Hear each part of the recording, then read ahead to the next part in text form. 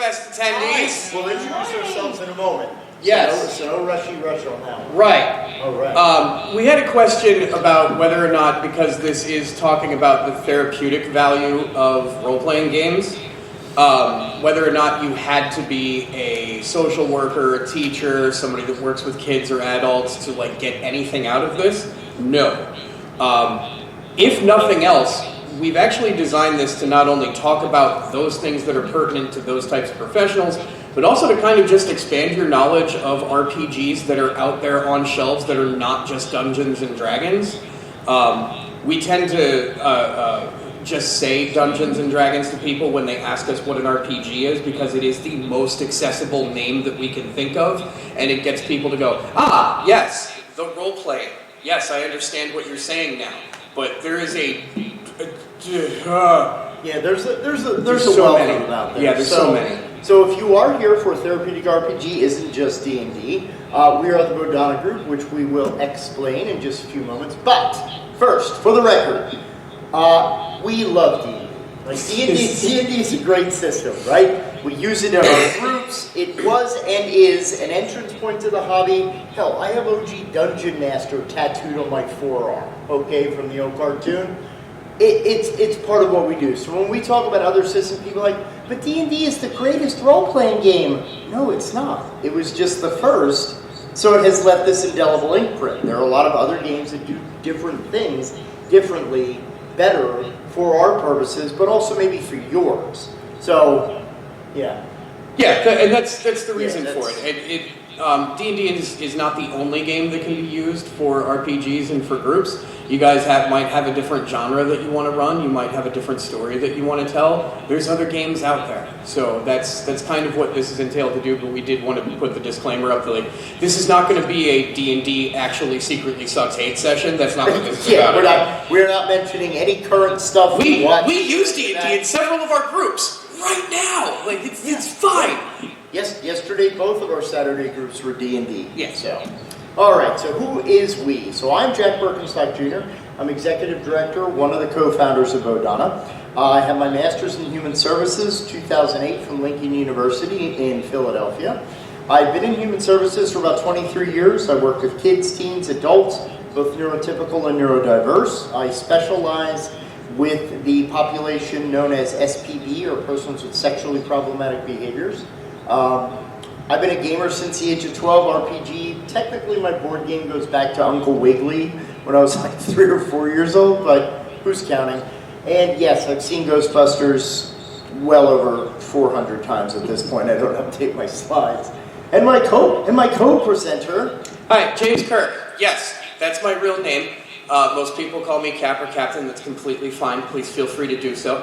I have been, since I was 6, I've been game mastering at a table. I've been a therapeutic game master with the Bodhana group now for going on 8 years, right? Yeah, we need to update that too.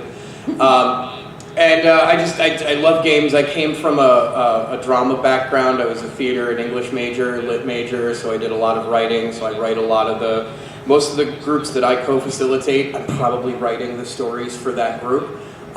So that's kind of where I came from. I do not have a human services degree, so you would ask.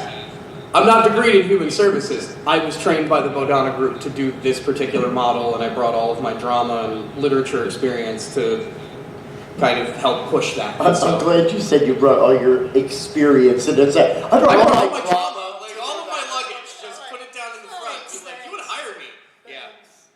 That's me. All right, and so what we are is we offer a wide array of services, and we do have little pamphlet handouts, to get in touch with us, or we have more direct contact info.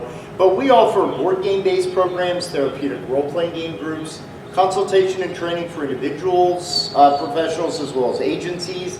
We're actually going to Ohio next week to do a 2-day in-person board game training to 20-plus therapists and educators. So we offer a wealth of stuff, all involving tabletop. We have a Twitch and YouTube channel. We run the annual Save Against Fear convention, which is in York, PA, where we are based. It's second week in November.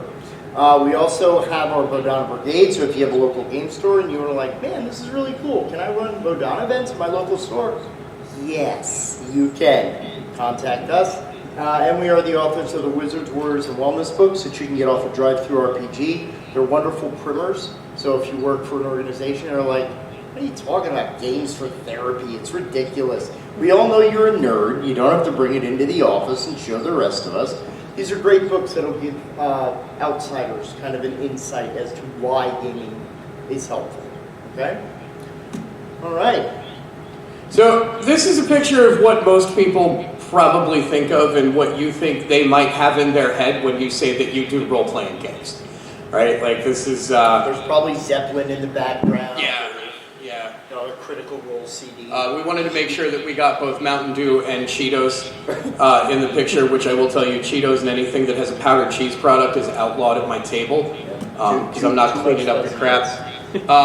Now, it's also these things. So the top left is a program that we ran for a grief and loss center with kids that had recently lost a family member. The bottom one there, the little person that you see at the back that has a big smile on her face, that's the first game that she ran at a con. She is actually GMing that game. That's her father sitting next to her. I ran the first game that she ever played in, and she immediately ran out, got dice, told all of her family members all about her character, and a year later was at our table running the system that I had run for her. It's called Camp Myth. She now is, I'm sorry, they now are 18. Oh, right, yeah, you're right, they did change. Oh, Lordy. And then top right was... Top right is me actually running a game called No Thank You Evil, which we're going to talk about a little bit today, at a Harrisburg Comic-Con. So kids in the middle of a busy Comic-Con, seeing all kinds of cool stuff, and vendors, they sat down with me for 2 hours to play a role-playing game. So the power of games is more than just there with your friends, right? That's kind of the general gist of what we're doing. What we actually do is we help clients explore issues, rehearse emotional situations, practice coping skills using carefully constructed narratives. So within the Bodana model, because folks will say, well, what is exactly like, you just slaughtered an entire orc village. How does that make you feel? No, that's not therapeutic RPG. Where, okay, I'm working with a client, maybe dialectical behavioral therapy would work best with this client. So we know that some techniques are trying to use feelings, sensations that you have in your body to go, okay, I'm having an emotional reaction, I don't understand it yet, but now I'm using sensitivity to my body, that's a technique in DBT. What we would do is we would front load the client with DBT techniques, then we'll create a scenario meant to elicit an emotional response. So we use the game as a vehicle. The game is not the destination in therapeutic RPG. That's why we don't call it D&D therapy or RPG therapy. It is therapeutically driven role-playing games. So it's a delivery system. That's it. There's the mystery game. Yeah, right? The important part is that it allows us to use all of these systems that we're about to talk about today as part of the model. We don't ascribe to any one thing.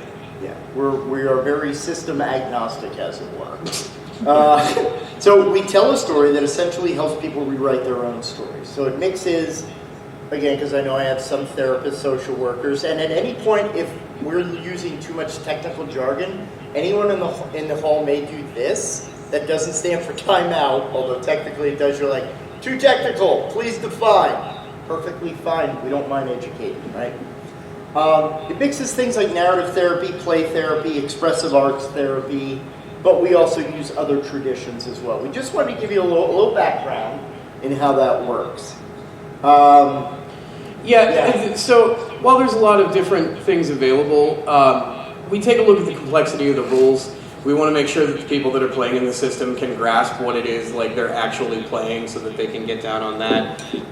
There's a variation of genres. We can mold ourselves to whatever setting, whatever theme, whatever mood, all those types of things. You have options, but you want to run something that you want to run something that you're comfortable with, that you can learn from, you run whatever it is that your clients need.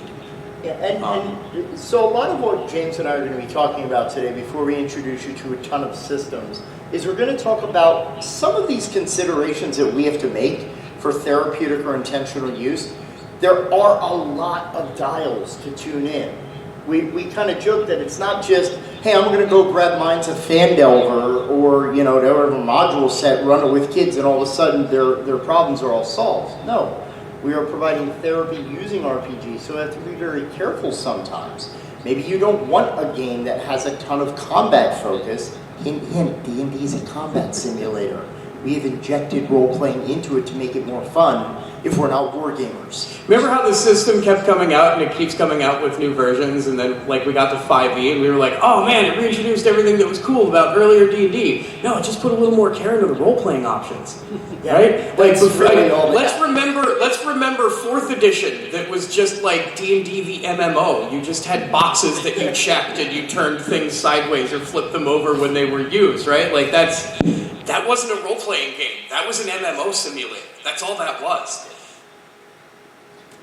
So here's a couple of things when we talk about picking a system for therapy.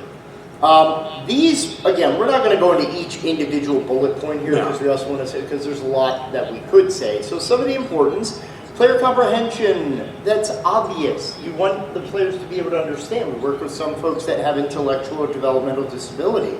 We want to make sure that we're not using an overly complicated system. People go, well, 5e is easy. Sure, if that's the only game that you know.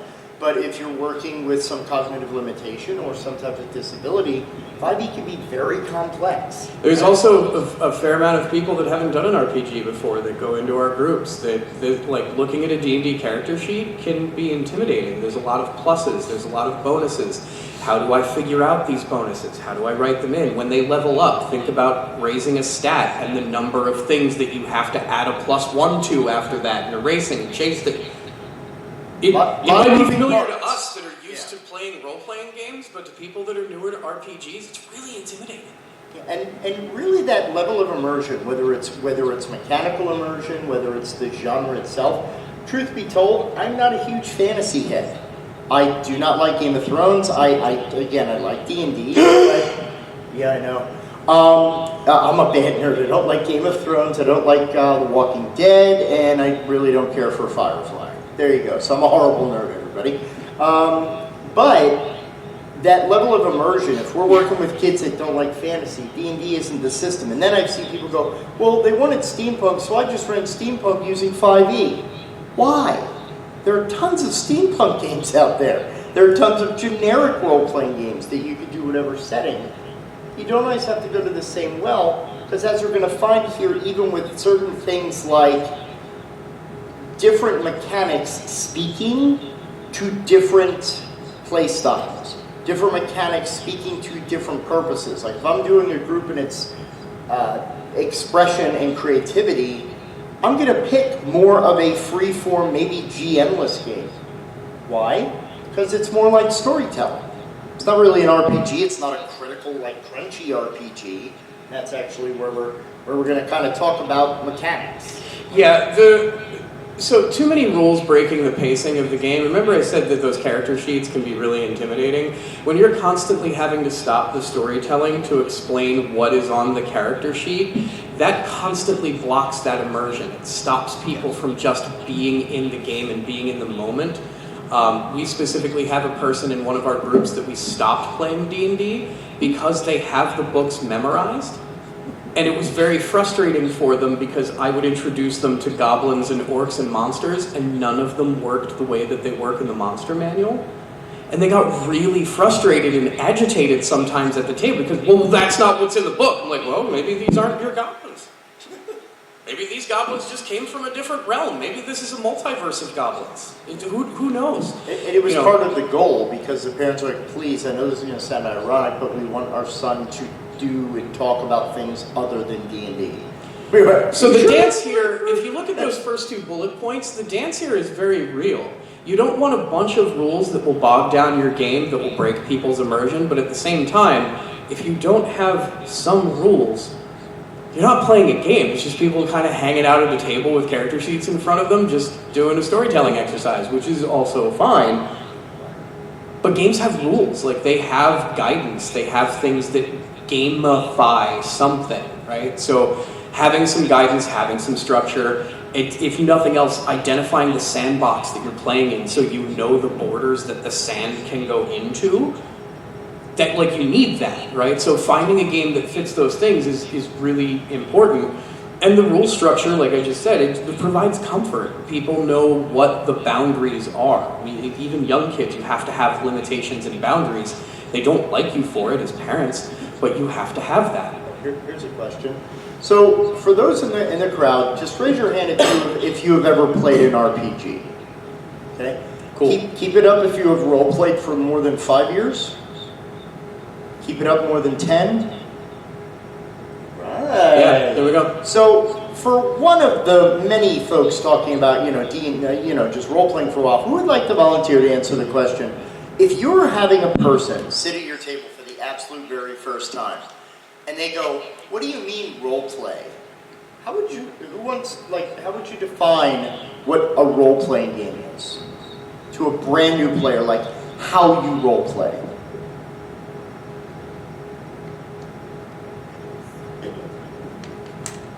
Play pretend. Play pretend? Yeah. Okay. Nice. I'd be a little bit too verbose, I guess, and say that you try to inhabit somebody who isn't you. Okay. So maybe the player go, what, like Invasion of the Body Snatchers? Like I take over someone's cerebral cortex? No. No, I like, maybe, it depends on what game you're playing. But you said right? too verbose. Yeah. You said the exact same thing. Both of you said playing pretend. You said playing pretend. You said inhabiting somebody else's self, inhabiting somebody else's body, playing as that person. It's the same thing. Yeah. Right? Like the definition of RPG, to play pretend, it is faking your identity. It's also kind of putting a little bit of yourself into those characters.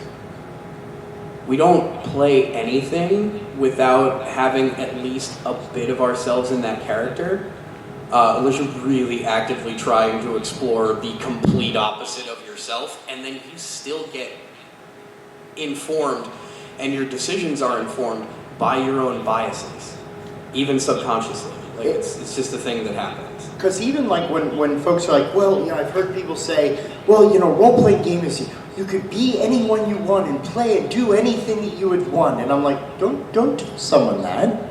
Because then you'll go, okay, let's make our level 1 character, right? No, you get like, who's like, man, I want a swordsman, and you clearly watch a lot of anime. It's like, I want this guy, and he's got this sword that cuts the wind, and then the wind becomes little wind blades, and then my wind blades fire off to people, and I was like, here's level 2 character you're gonna play. Maybe we can build up to that.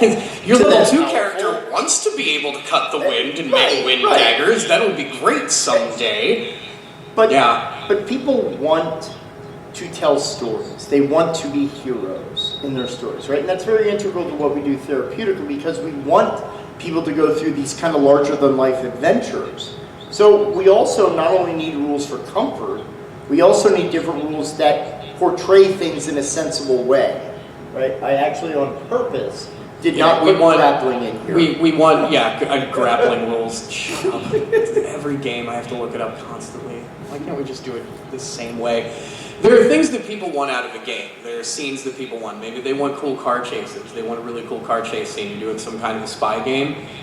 Pick a system that actually has rules for car chases, so that you can simulate like a cool chase scene, or make your own out of that. But whatever the case might be, you want to make sure that the things that people want out of the game, there are things in your game, your setting, your mechanics that reflect the aspects of games that people and stories that people want to experience with those characters.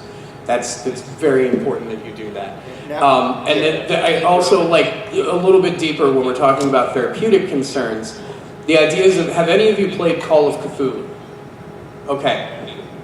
Think about the sanity mechanic in Call of Cthulhu and running a game for somebody that has high amounts of anxiety. Or mental illness. Mental illness, social anxiety, just overall anxiety. And then have them slowly devolving character-wise by losing their sanity over the course of time because they picked up a book and read it, because we all know in Cthulhu you don't read anything ever. Books will just murder you, right? So, hey, you just survived the tragic fire in the old Corbett mansion, if anyone remembers the haunting adventure. Yeah, your character's a kleptomaniac now. Why? Because I rolled on this chart. Because the chart said that now you steal stuff. Like, but I've survived a fire. Yeah, now you feel like you've stolen time, so you can't get now enough. you have an I don't know. anxiety disorder. I will raise my hand and self-disclose I have very severe anxiety disorder. I don't like that. The way that it's represented. It's not how, quote-unquote, insanity. I mean, my God, we don't even freaking use the word and in some ways, or insanity anymore, right? And in some ways, clients or folks that you are using this for therapeutically can become offended that you have taken their disorder and basically broken it down into a chart with numbers. So you mean the crazier I get, the lower my number is? Cool. Like now I'm just a number, right? Your Like character lost too much sanity and you have to basically spend, 3 to 4 weeks in the sanitarium. Because that's the only way to get better. And then we mentioned disability, because sometimes people can play disabilities at the table and not realize that they're playing them insensitively. Maybe it triggers somebody else. Maybe, and the disability doesn't have to be physical or mental. Sometimes it is alcoholism, drug addiction, those types of things. Like playing any type of disability at the table has to be handled sensitively for the other players there. And we do session zeros, we have full intake forms. Like this is not anything that we just fly by the seat of our pants, but for the purposes of this, let's play Cthulhu. You guys aren't here just to learn how to be therapeutic GMs. That's a very different training. Now, some mechanics that we have to be aware of is there's a lot of differences where we talk about, dice pools. Is it the kind of thing where you use the standard 7 array? Is it a dice pool where now we have to be kind of fancy with the way that we modify the dice? These are levers of complexity, things that we have to look at and consider. And it may sound like, well, wow, you're not going into each one here. No, we're going to talk about, think some of these considerations that we're talking about. I also love the other joke of being able to reference Popular Mechanics, the old magazine.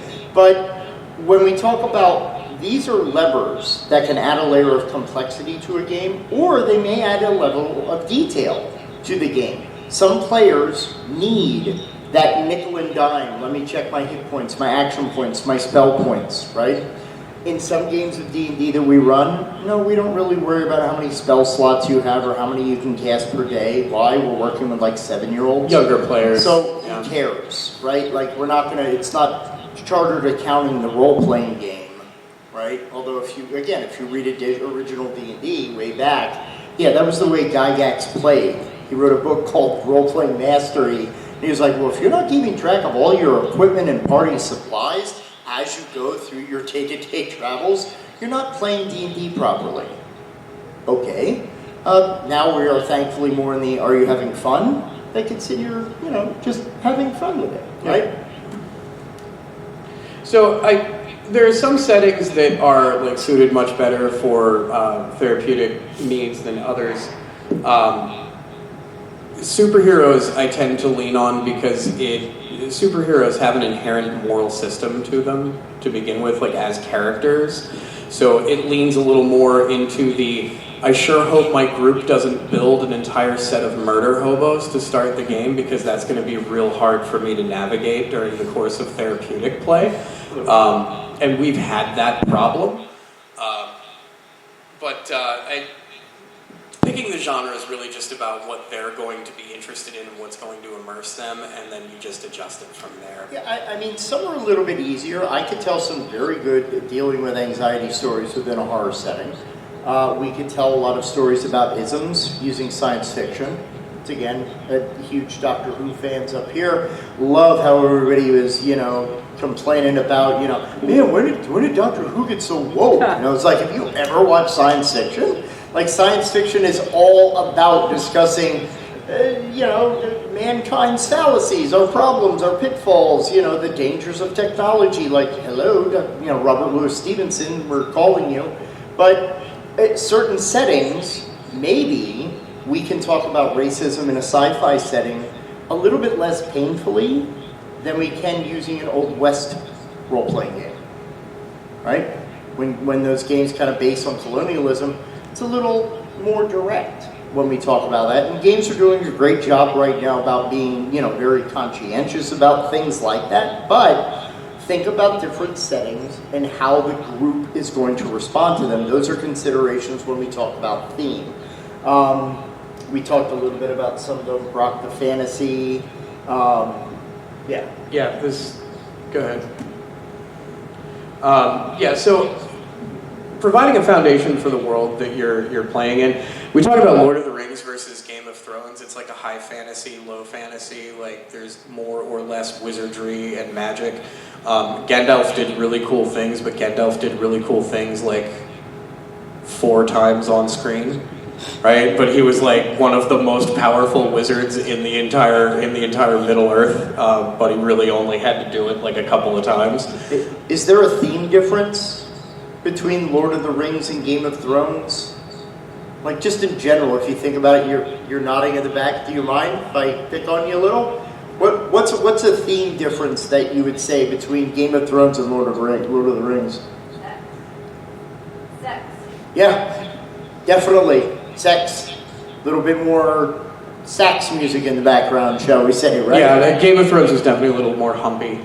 Just in terms of morality, like Lord of the Rings is a lot more black and white versus Game of Thrones is a lot more like shades of gray. Yeah. The entire world is all in gray. It's just, So, and Goonies versus Stranger Things. Like we have a picture up here of just like scenes that are somewhat similar from these two things, but Goonies was a lot more just like kid adventurous, like kind of tongue-in-cheek. Stranger Things gets a lot darker, a lot more serious, but really has kind of the same idea behind it of a group of kids that are, doing investigations and get into things that are just over their head, that they shouldn't have been involved in the first place, but here we are. Circumstances dictate that they do the thing that they do. Star Wars versus Star Trek. Star Trek is a much more, utopian style society is the thing that we have striven for, what we kind of earned, what we got to. As humanity, we are now like better than our previous. And Star Wars is a space opera with light swords. Star Wars is sci-fi fantasy. It's pretty much it, right? But in Star Wars, do they sometimes tell Game of Thrones level stories? Maybe not with as much sex in them, right? But political intrigue, like, hey, I know what the kids are going to like. Trade negotiations. Hey, Andor was really good. That is true. So resolution systems can also play into different ways that we work with kids. Degrees of success and failure, whether it's a pass-fail role, which is typically how role-playing games operate. We've gotten, again, a little bit more savvy of gradient success. If you rolled half under what you needed, it's better than just rolling what you needed, right? But we oftentimes look at resolution in terms of, what am I teaching? Are we teaching resilience? Well, maybe pass-fail is a good way to exemplify that. Are we teaching creative thinking or critical thinking? Well, maybe we want something that's a little bit more narratively based.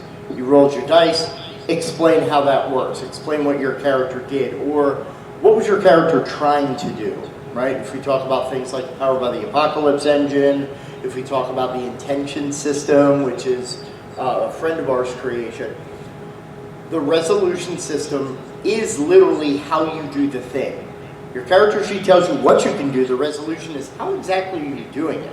And we've encountered systems that use dice, cards, rock, paper, scissors, dominoes.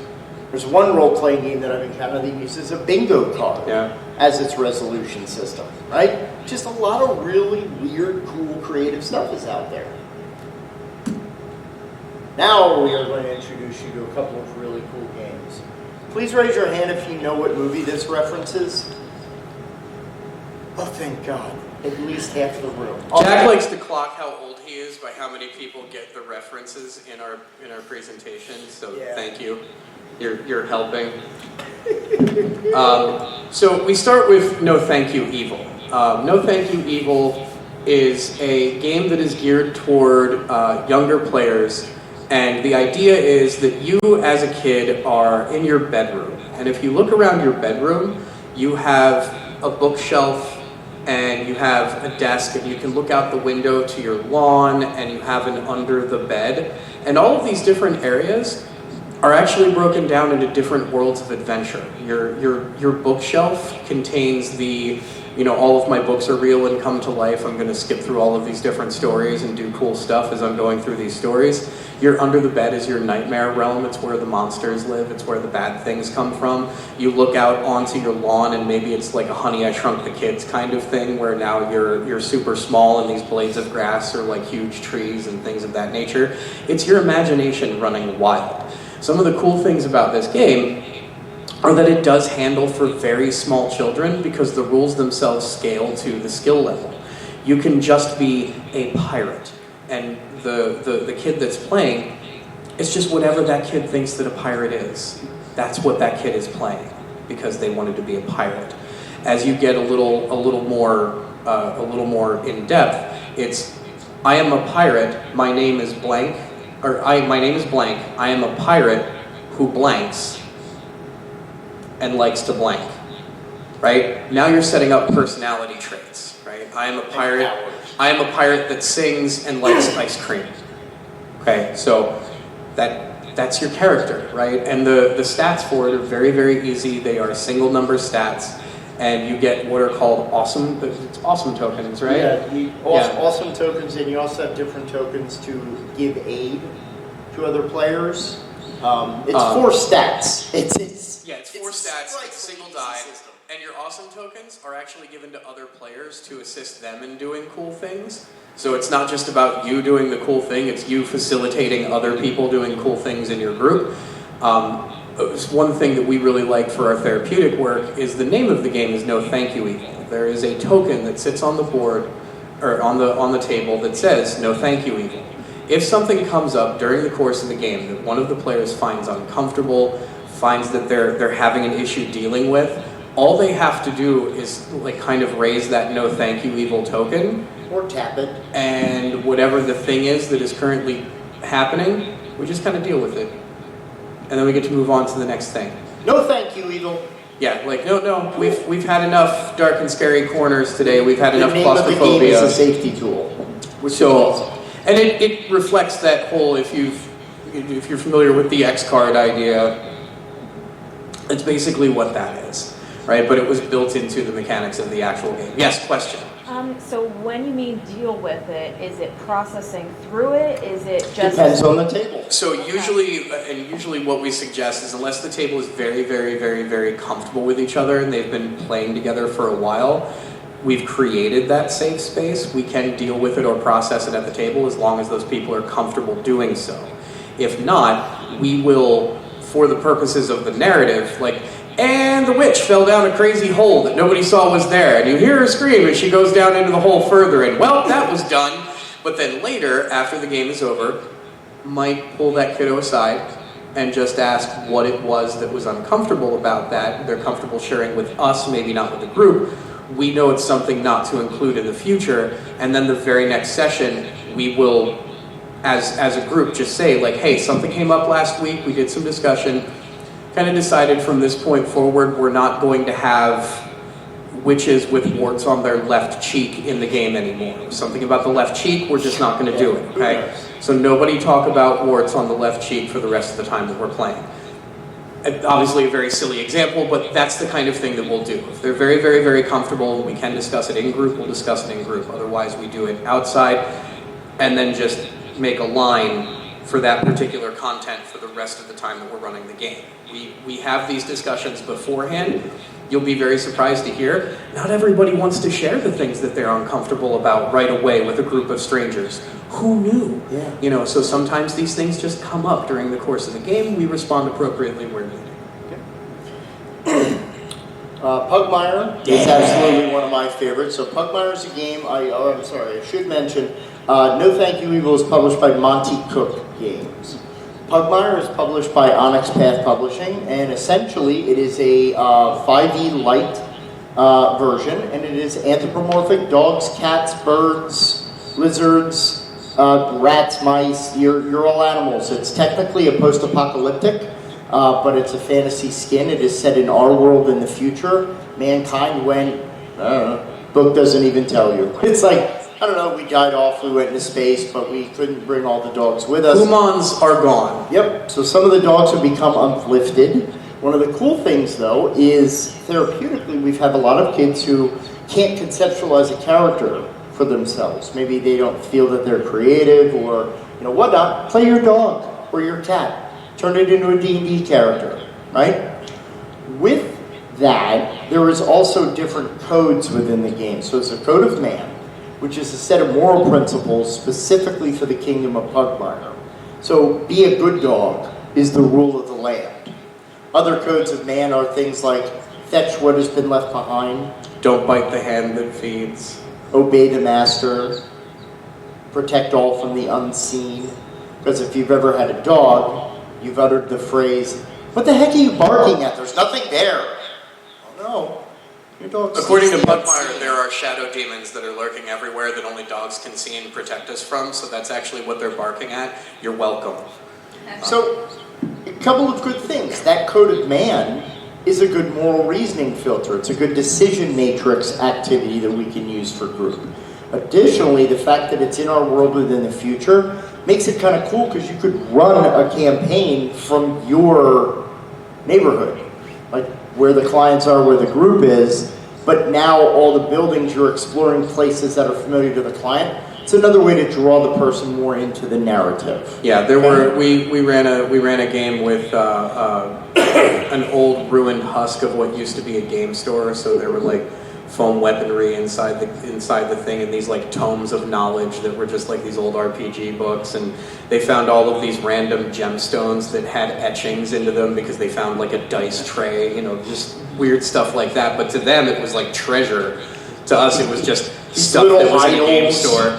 To all of these edifices, to all of these things, these creatures. I was like, no, they're pop vinyls. Because there will be millions of pop vinyls left on the earth when we are Those gone. and Twinkies.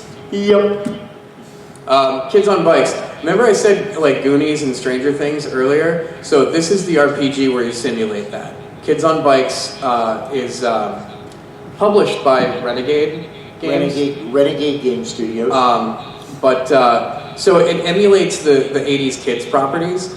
You are a group of kids. You can play either kids or teenagers in a game, and it uses tropes to be able to make the characters. You have an already established character sheet, and you fill in some personality and some role questions. But you get to play the brutish jock, the funny sidekick, the mathlete, the conspiracy theorist, the prom queen. Like, you get to pick one of those tropes to play as.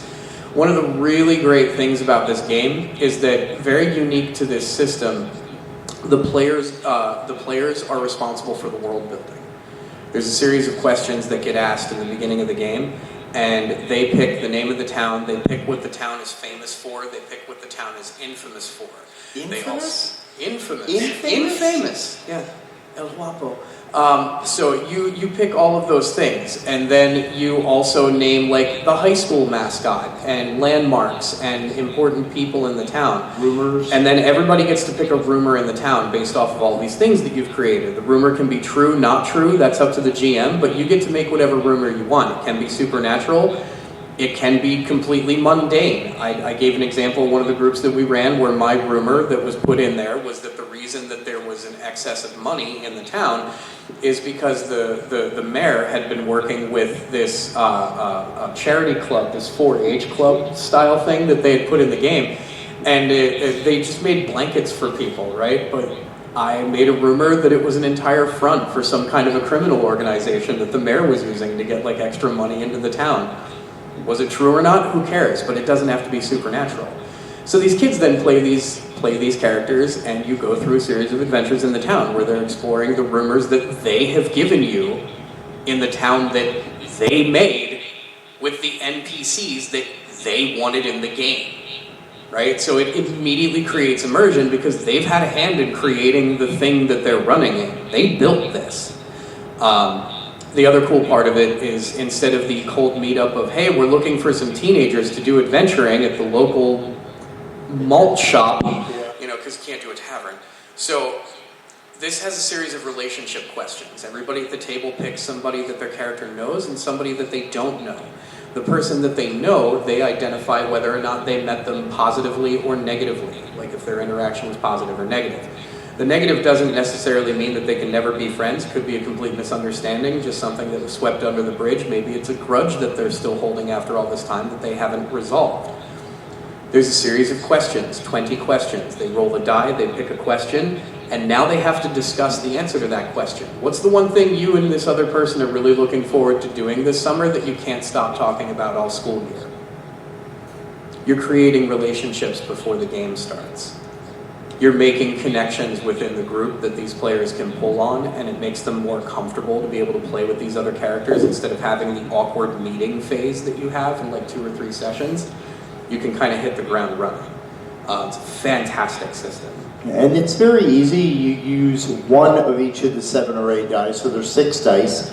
Each go to an attribute, and you ask for basically, okay, give me a brains roll, your target number is 6. If you make the roll, you do the thing. If you don't succeed, but something interesting still happens. And whenever you don't succeed, you get adversity tokens, which people can store up, and you can spend those adversity tokens to make a failed roll a success or activate abilities that your character has. Yeah. But every time you fail a roll, you get one of those adversity tokens. You're basically banking a little bit of karma to be able to store up and later do a cool thing with it. So it's a really great system. And there's a lot that goes into this. And if you don't like the whole Stranger Things Goonies vibe, they also have Kids on Brooms, which is you make your own Harry Potter school. Or you have Teens in Space, which is your kind of version of Firefly. And they're coming out with Kids in Capes, which is a superhero skin, all using the same mechanic. It's very, very cool. Plus, Doug, one of the designers, is a good friend of ours. Yes. Dread. Dread is very simple, very easy. It's basically a role-playing game where you're answering important, pertinent questions, and you use a Jenga tower as your resolution. So the harder the thing you're trying to do, the more blocks you pull. If you cause the tower to fall, your character dies. That's pretty much as simple as it can be. Now, this is a great thing because there's natural tension that derives from the resolution system. This could be a good natural way to teach people about managing anxiety. There is actually also a very cool game called Rest in Pieces, P-I-E-C-E-S, from Imagining Games. That is basically the It's Always Sunny in Philadelphia, the role-playing game, using a very similar resolution system. Yeah, it's oh my gosh, it's very funny. Yeah. Okay. Pendragon, I'm not going to lie, this is a golden oldie. This is a role-playing game from way, way, way, way back in the day. I believe it was Tuesday. It's role-playing in the Arthurian legend. It is not a combat-oriented system. It is very much about heraldry and, tales of chivalry. Now, the interesting thing is that the system uses traits and passions for its stats. So as opposed to you having one stat, which is like strength, dexterity, intelligence, blah, blah, blah, one of your stats, for example, is chaste/lustful. And you scale it with a total of 20 in mind. So if I am more chaste than lustful, go ahead and make a die roll to when I am tested, and how I roll corresponding to when I'm trying to be more chaste or more lustful. It's much more interesting in terms of the way that a character is designed, right? Even though I have an 18 intelligence, does that necessarily mean that I'm always smart in any situation? We all know that that's not true from our own existence, right? So it's a very cool way of doing stat block. Also use a point buy to decide your stats, so if one goes up, the other side of it goes down. It's a very cool old school system. I believe that they have done an updated one, but it's a good one to look for. Yeah, and Golden Sky Stories. So you create henge, your animal spirits that are interacting with humans. This is also completely non-combat. There's no combat system. Like there's no system for combat in the game. That's not what you're attempting to do. So you actually your dreams and your connections for others are what you use to fuel the story in the game. You are attempting to connect with people that are in the actual physical world to kind of co-experience the things that other people experience. Yeah, so your adventure might be, it's the first day of spring and Mama Robin's nest has fallen into the yard and the mean old farmer guy is going to be mowing the lawn today. So And or Mrs. Brisby and the Rats of Nick. Yeah, pretty much. It's a very cute thing. It's also based on anime, obviously. It is actually a Japanese RPG import. It's a very, very, very, very cool system. Therapeutically, it's really handy to be able to express and teach for people that maybe have problems forming connections, how forming those connections and bonds can be beneficial for you, or what you can experience out of life by focusing on the strength of your connection to other people and seeing that those connections are either positive or negative. You can still derive experience from negative connections, but being able to discuss the strength of both positive and negative connections to other people and how that can inform your world experience. This is actually a game that just does that naturally in the system, right? So in other games, you would have to design social challenge after social challenge after social challenge after social challenge, and you're just calling them challenges, which has a negative connotation to it. Whereas this game, if you are trying to work with people just based on developing relationships, it's just in the game. It is the whole game, So it's a really solid offering. Meddling Kids, not gonna lie, this is a fun one. Literally, you're creating your own Scooby-Doo mystery crew.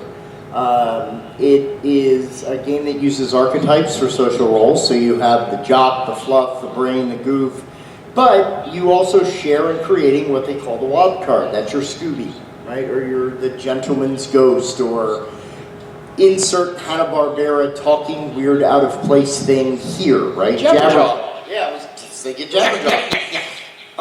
There is no death in this game. You don't have hit points per se, but you get bonked. So kind of like in cartoons, you're like out of the rest of the scene. Things are, like around your head. There are some very cool things that you're creating mysteries, so it's a little bit of like an investigation style game. But you have traps as a mechanic. So you remember in Scooby-Doo, you always, towards the end, they're building this elaborate, the monster's going to slip onto the ice block that's going to take him over to the shower curtain, and it's like this long 5-stage trap plan of Fred's. That's a thing in this game that you do to actually build it, but you build a trap that is equal to the number of the monster's difficulty. So it's a nice little creative thinking thing, right, that uses the Scooby property. It's a very fun game. It's also one of those other games like No Thank You Evil that kids can very easily run. It was designed to be a very mechanically simple system. Oh wait, what happened to the... Oh no! It skipped one. Dang it. I was also talking to the... I had the Doctor Who role-playing game. Oh, I yeah. must have not gotten saved. Hey guys, there's a Doctor Who role-playing game. There, you go.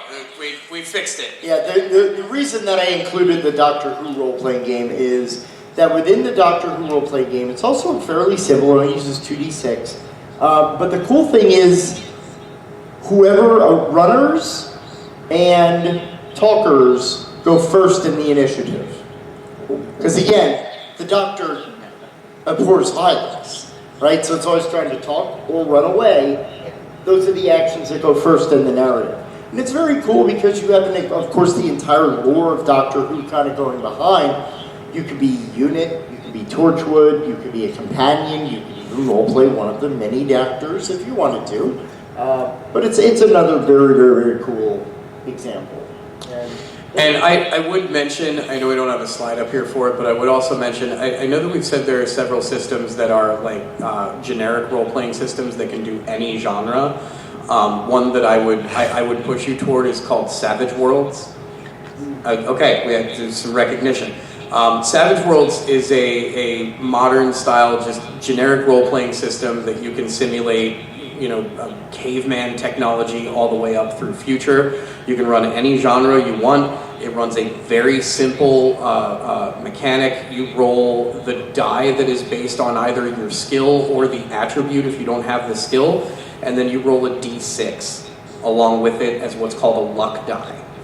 That is all you ever roll. And all of the die codes are already on your sheet. There's very little additional modifiers. It's a fantastic system. It's very clean. They have several licensed properties like Deadlands already built into that system as well. It's really super cool. So as far as a generic role-playing system, if you're just looking for something that covers everything, they just released a superhero expansion for it as well. So they have a set of rules for superheroes and running comic book style adventures. It's super great. I guess we should mention this too, huh? Since we're talking about RPGs. This one doesn't exist on shelves yet, kids. However, as a special treat for all of you, because you came this morning, we're going to talk about the game that we have actually been designing for almost 4 years that we're going to be announcing a Kickstarter for probably this year.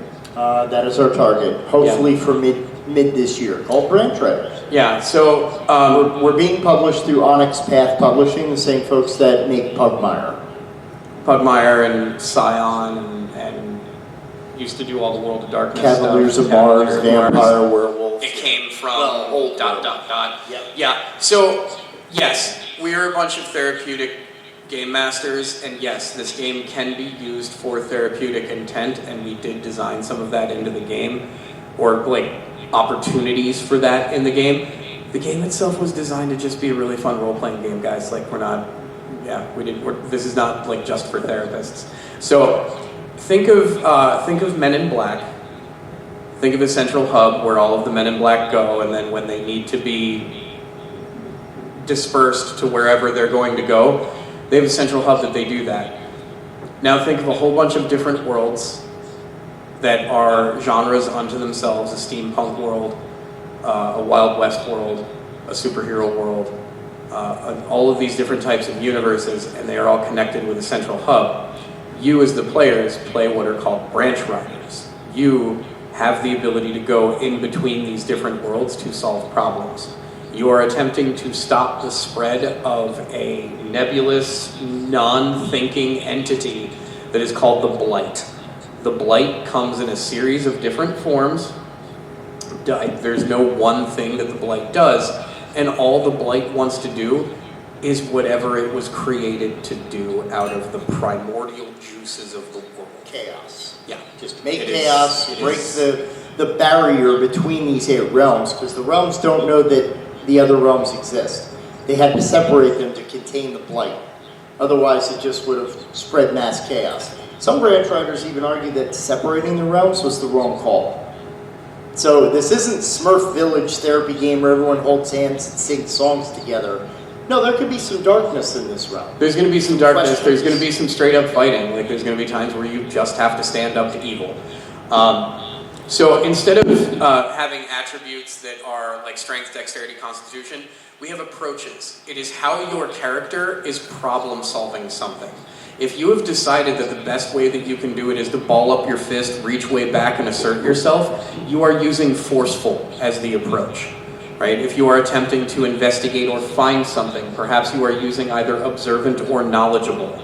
Creative as an approach if you're doing an outside-the-box idea. So you take your approach, you match it with the appropriate skill that you have on the sheet, and then the next thing that you do is you take a look at a track that is going to be on the table, and it goes from 0 to 10, or from 1 to 10. And it's called the exposure table. The exposure table is how aware the Blight is that you're there and that you're working within that realm. The Blight senses the branch rider's presence because the branch riders can use skills that cross the different thresholds between the universes. The Blight is attempting to do the same thing. Game recognized game, right? So the more aware that the Blight is that you are there, the more that the Blight is going to try to stop you from doing what you're doing, or will just accelerate its own timetable because it's not actively thinking. It just goes faster. right? So as your exposure table goes up, it gets harder for you to do things within the realms, and the die code that you get goes down. So you take those 3 things, you roll, and you're looking for successes. Any 4 or greater on any of the dice that you roll is a success. And then D4 through D12. and We then don't there's use the that D20. thing. So it is designed to just be a very easy system. We did a lot of thinking about what if there are people that haven't played a lot of role-playing games that want to pick this thing up and try it. So there's a lot of things that are going to be built into the framework itself for newer players and newer game masters to be able to just make really cool adventures out of this system. And we're really, really excited about it, which is why we included it this morning, and super excited to bring it out to the public. Yeah.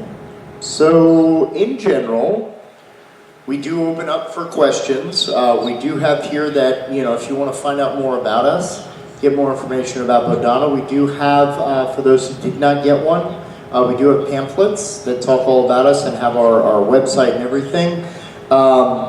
Again, I know I mentioned this earlier, we do have a training that's starting this Wednesday, 6:30 to 8:30 p.m. online, EDT. It's only $700. It's a 16-week intensive course about therapeutic RPG. If you're LPC or ACA, it does get CE hour approval. We haven't quite gotten the social work folks on board. We also have published research about the efficacy of role-playing games in peer-reviewed journals. So that's kind of the presentation. Are there any questions from the assembled about what it is, how it is? Go ahead. So I have a few friends who are therapists and do role-play therapy, but as somebody who's trying to get into the space from the role-playing side of it, like, how would you recommend doing that? Are there like volunteer opportunities? Are there ways to because I'm considering possibly becoming a social worker, but I'm Okay. I can tell you that's how I got started with Bodhana, was I started by volunteering for them.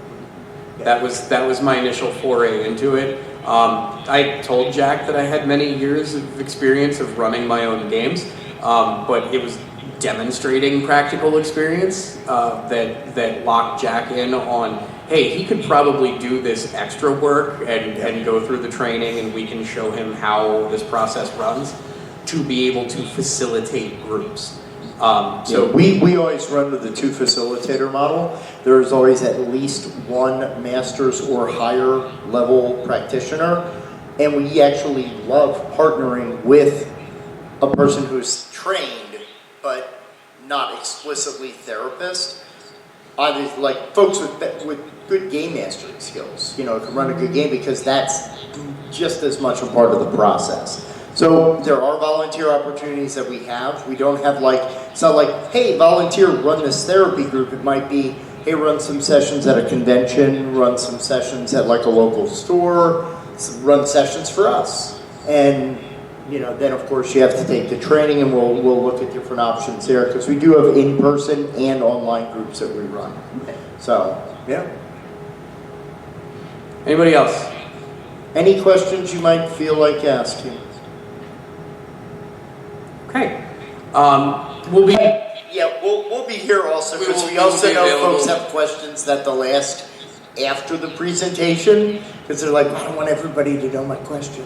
Yeah. So we'll be here for that as well. But Thank you for coming this morning. Enjoy the rest of your last day at MAGFest. And appreciate your time. Thank you.